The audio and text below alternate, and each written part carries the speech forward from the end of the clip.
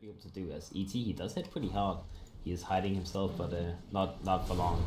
He goes in with the stomp. It will connect onto 2, so if nothing, doing a fair amount of spray damage. Now, do you think we see the Elder Titan sticking around here, or will he rotate out? Oh, hold that thought here as Yang ends up taking 2 stuns in a row. The Phoenix Beam will end up ending, but Yin spills the first blood. One more hit does secure it. Now FY looking for another stomp. Can he get the kill? And Cookie Bear, he will take out the Phoenix. And now FY looking to go away. There will be a Mango munched up. They get another stun combo.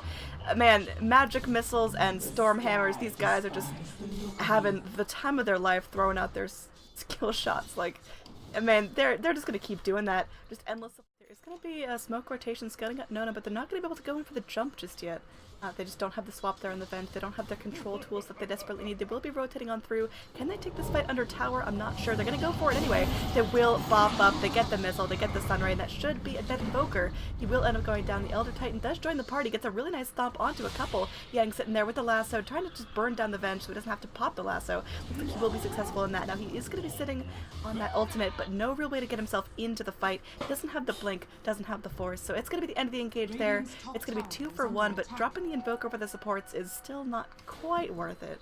I mean, it does still too. So they're gonna be pretty happy from the side of VG.R, honestly, because the exorcism was committed from the side of FTD.A, which is arguably the bigger ultimate. So getting an even trade and getting the mid tower is actually probably also gonna be a little bit better, because obviously the mid tower opens up a lot.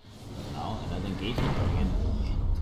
That stomp just completely wrecking apart everyone. Man, this Phoenix Sunray is absurd. DDC will end up falling here eventually. Pops the Ravage to secure the kill, and that's going to be a worthwhile usage of it. M might end up paying with this life. There will be an Elder Titan Earth Splitter on the back lines. Now looking for more here as End goes on through it. Again, that's only a level 2 ulti, so it will have to end at some point. But they don't have any tools to catch up with him. They don't have the swap at the ready. No mana for that, and no blink on the tide. So they do have to let Slark off with a warning. They're looking for more here. Yang, what are you doing, man? You've got the blink. It's on cooldown. And Shade, I mean, he's hungry, he's hunting, he's looking at the ready.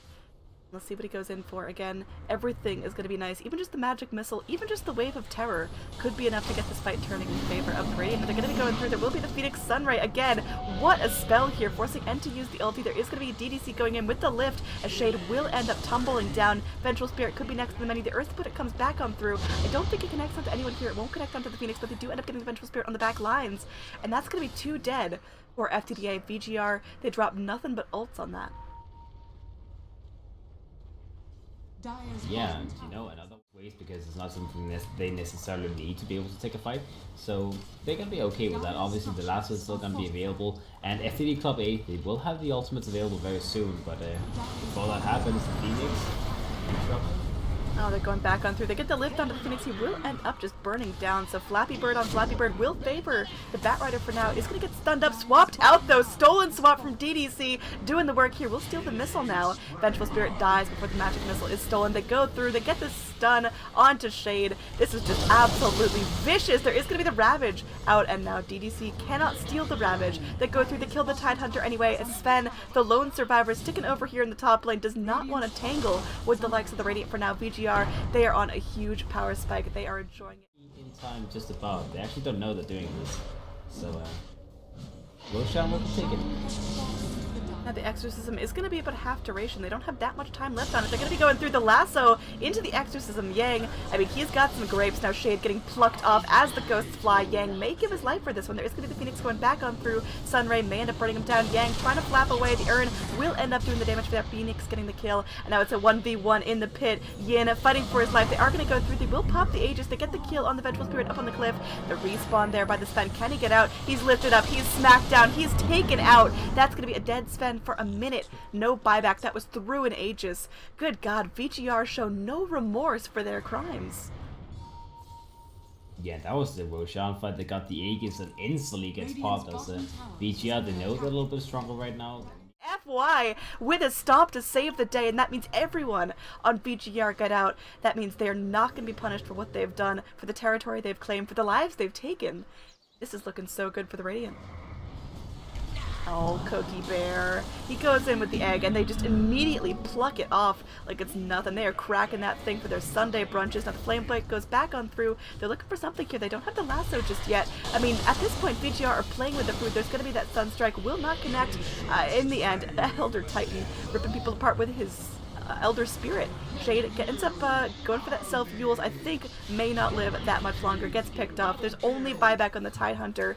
This is not looking so good. And once again, Sven, the lone survivor, walking back to his base to kind of just sit there and contemplate what you even do in a situation like this. Yeah, that was pretty much just the power of the ET in the mid lane before this. I mean, they do still have those like key ultimates if they can get those off. They do have them off cooldown, so I think they're pretty much just gonna be hoping to actually use all of the ultimates in conjunction with each other and hope that they can be able to salvage a fight off of that. They do have the egg, the ravage, and all that good stuff available. But I mean, losing people now once again in the bottom lane, DP, and in the mid lane, the Tide. I mean, they're going on through. They spray out the negative armor here, so at least they have some vision on to end, but Death Prophet gets picked up bottom. Badly from the side of FTD.A, they're going to be able to just instantly win the game off of that. Alright, so the Rax is now under siege. Slark just wailing away. We'll go through it's going to be the offensive Yules from the Death Prophet. They get the drag here onto Yin. Oh god, there's going to be the Ravage here. There is going to be the egg following up, but everyone on the side of the Dire is burning up. Oh gosh, the GG is called as the egg respawns, but a stolen Ravage to seal the deal.